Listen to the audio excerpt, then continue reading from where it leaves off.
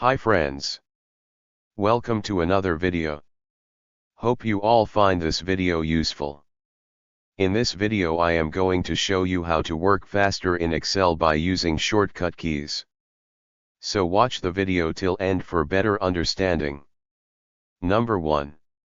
How to insert all borders for the selected cell using the shortcut keys. Select the range you want to add borders. Hold Alt press H plus B plus A. See the border are added for the selected cells. Let's jump to the second. How can we insert table using the shortcuts? Select the range that you want to insert the table.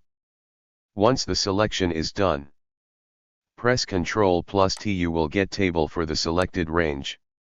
Number 3. How to move to the next sheet of current workbook through shortcuts.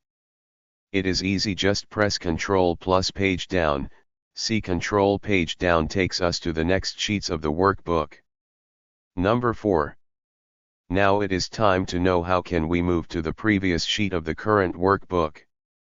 Press Ctrl plus page up button in the keyboard, it will take you to the previous sheets. And the last shortcut is how to insert the current date in a cell. Instead of writing the complete date, you can use Ctrl plus semicolon to insert current date in a flash.